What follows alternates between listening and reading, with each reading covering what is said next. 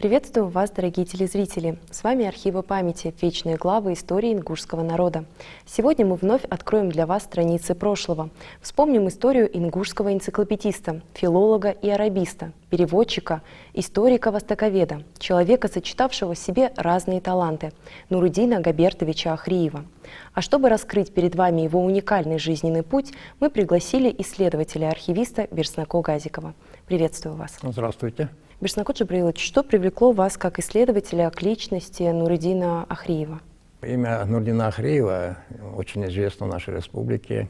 Это наш человек, наш земляк, который большую часть своей жизни провел в Москве, жил на Арбате, работал в МГУ, арабист, переводчик, исследователь, преподаватель. Этот человек привлекал всегда внимание как ученый, с ним считались многие.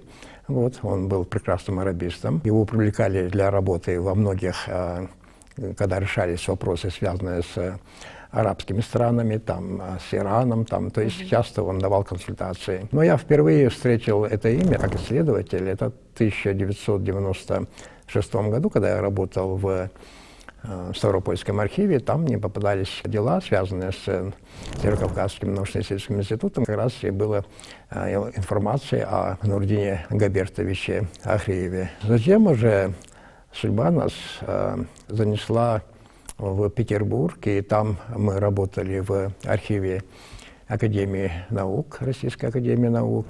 И там, значит, проверяя, или вернее исследуя творчество Крачковского, арабиста, мы там обнаружили письмо. Вот мы его покажем. Здесь, смотрите, это письмо, значит, Нуруддина Ахриева к Крачковскому, где он пишет на русском языке. Вы посмотрите, на русском языке письмо его, он обращается за помощью. Вот так как он занимается исследованием арабского языка и вот вопросов, связанных с арабистикой. И здесь, смотрите, вот в этом письме есть кусочек, небольшой кусочек на арабском языке. Здесь он ссылается на Магомеда Куркеева, вот, Кути Махмад, вот, которого Крачковский близко знал, потому что был преподавателем в этом Ленинградском институте живых восточных языков. Вот, поэтому мы приобрели вот этот документ, это письмо. Помимо этого, значит, в архиве мы обнаружили, в Государственном архиве Российской Федерации, обнаружили два дела, связанные с Исламом Габертовичем, братом. Это 1950 год и 1951-1955 год. Это дело, связанное с Нуруддином Габертовичем. Оба они были осуждены в этих годах. И вот тоже сидели в лагере. Тоже, ну, как бы сказать, не были ни в чем виноваты тоже. Вот такая же судьба постигла и Нуруддина Габертовича. Ну, говоря о Нуруддине Габертовиче, надо сказать, что он является сыном Габерта Ахриева, это полковник царской армии. Мы в свое время брали документы, связанные с его службой. Вот, он служил в казачьем полку, вот, полковник. Вот еще одна фотография его. Мать его звали Заби Гаирбековна. И вот здесь я хотел бы отметить, дело в том, что в различных публикациях в одно время была допущена ошибка. И мать была названа, ну, по ошибке получилось так, что Куриева, а на самом деле она Куркеева. Заби Гаирбековна – это родная сестра Хадиса Куркеева, о котором как-то мы выступали, говорили. Вот. И поэтому хотел бы, чтобы это уточнение, оно как бы прозвучало, потому что вот эта неправильность, она как бы сказывается в каких-то моментах, каких-то документах.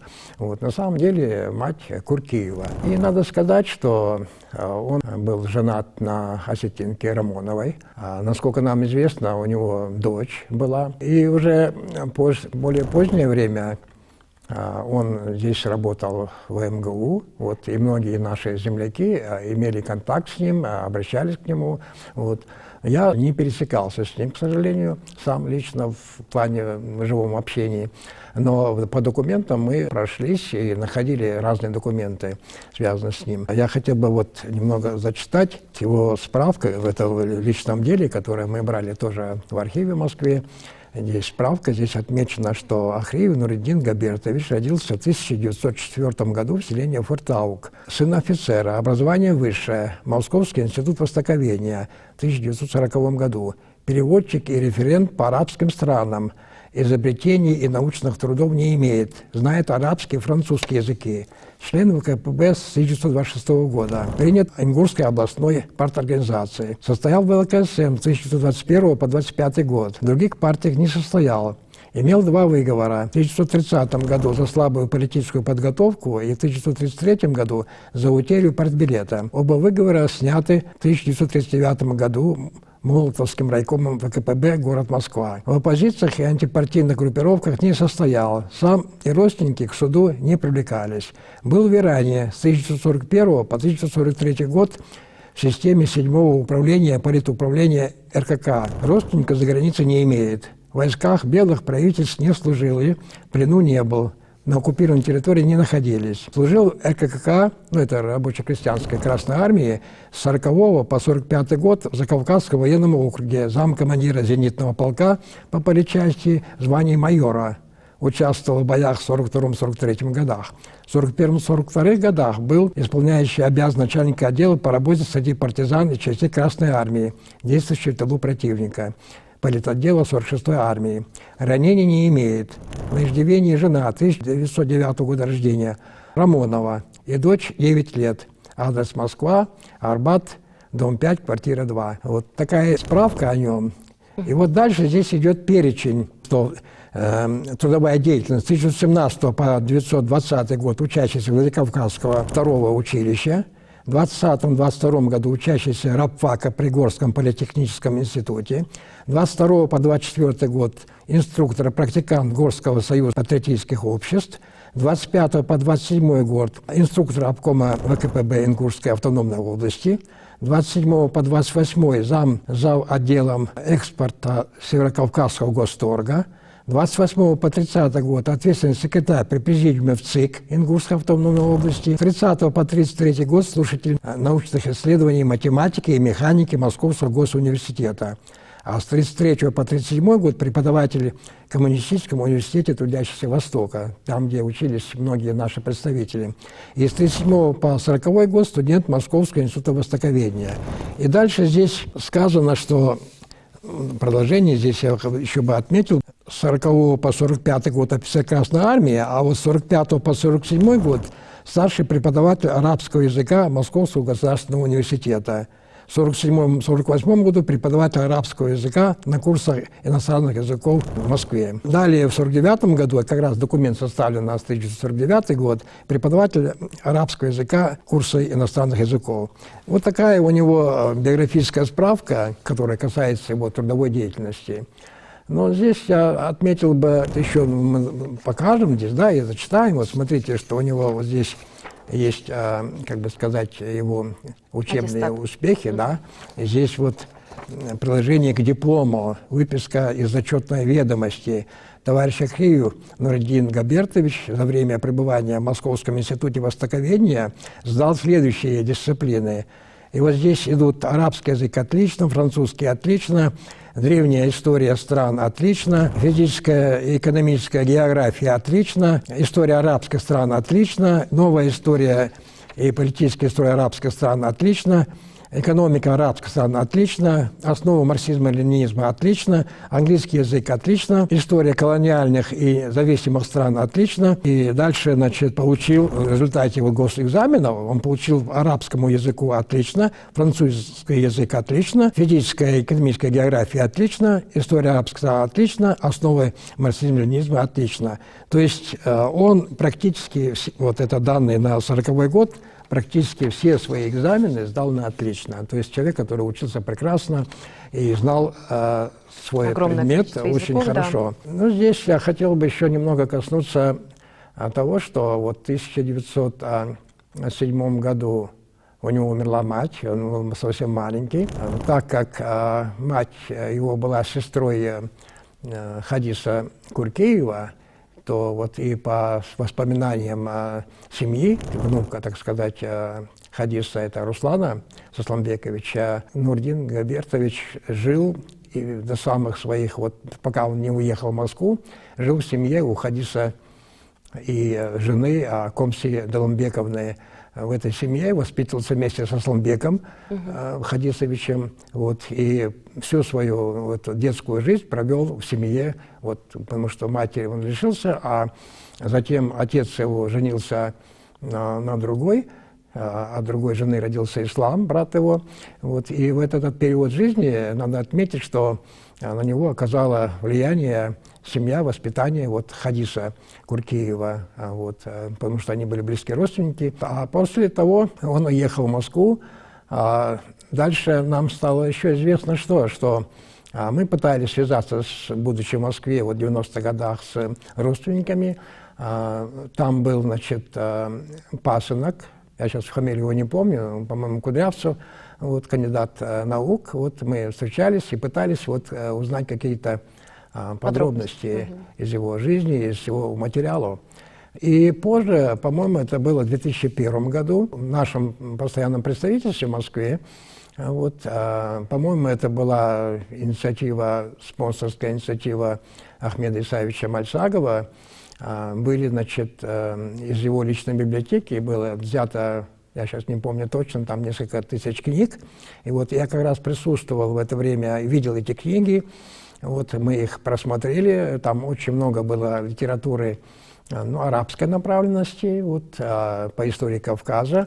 И все эти книги были, значит, взяты из его библиотеки и перевезены, и переданы в нашу национальную библиотеку. Вот, они у нас там хранятся. Но просто я попал в этот момент, и я к чему это говорю, что мы просматривали книги, и на этих книгах карандашом были очень много пометок.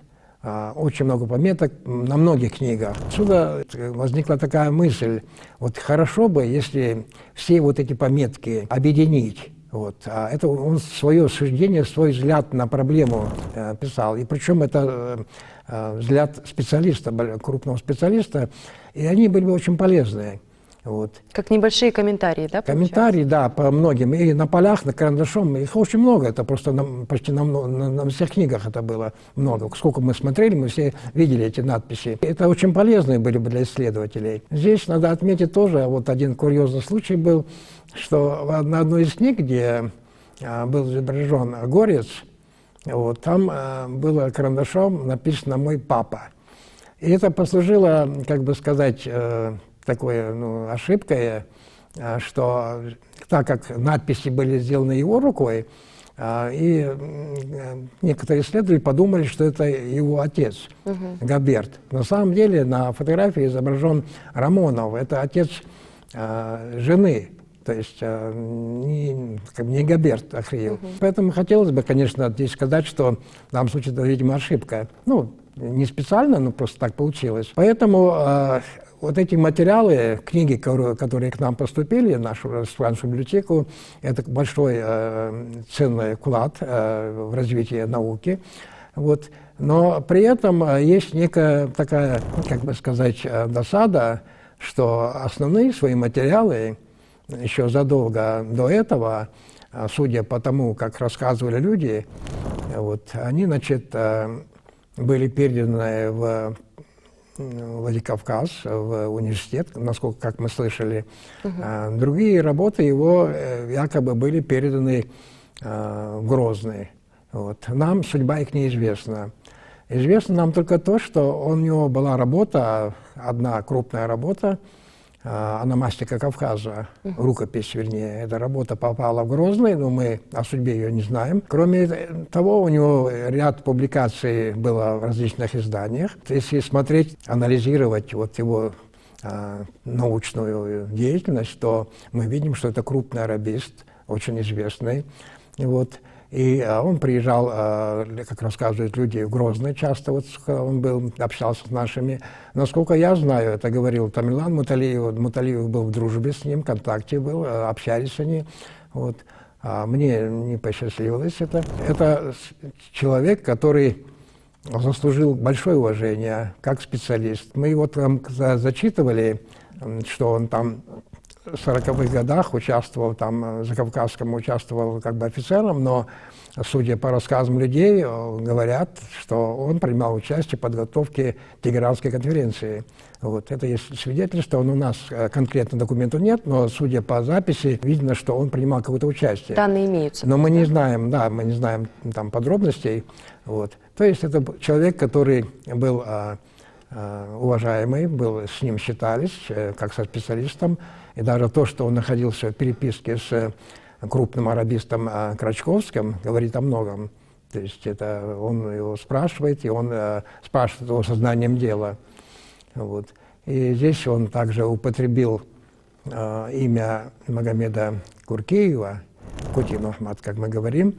Дело в том, что они оба жили в Гамурзиево. Вот, Куркиев, мы говорили о хадисе, а вот Куркиев, он близкий родственник. И они как бы вместе, как бы сказать, росли вместе в одном селе, они дружили, поэтому близко знакомы были. А каков был Кути Мухаммад, мы знаем из воспоминаний самого Крачковского, что когда они учились в 1928 году в Ленинградском институте живых восточных языков, то Жамалдин Омар Хаджиев и Кути Мухаммад Куркиев, значит, поразили знанием арабского языка, средневекового диалекта, так сказать, что он просто это отметил даже в своих записях. Вот такова была жизнь. Но умер он в 1987 году, похоронен на родине здесь у нас, в Фуртовге. Вот. Но, к сожалению, они ушли, но, вот, как бы сказать, мы не получили из вот фондов его все то, что он на протяжении многих лет собирал. Вот. И я думаю, что имеем мы все документы из его собрания, библиотека. Ладно, книги там нам поступили, но мы считаем более важными даже и те архивные документы, те исследования, которые он вел. К сожалению, у нас их нет, и приходится об этом сожалеть. Вот. А планируются ли выезды? Вот. Я думаю, что мы тогда пытались через родственника как бы справиться, но у нас тогда это не получилось. Вот. Поэтому надежда еще есть, конечно, что мы что-то сможем когда-нибудь обнаружить, может быть, в Владикавказе, может, в Грозном, вот, и пополнить наши сведения, наши знания об этом великом ученом человеке, который оставил яркий след в науке Советского Союза. Я имею тогда это, он в этой стране жил. Вот.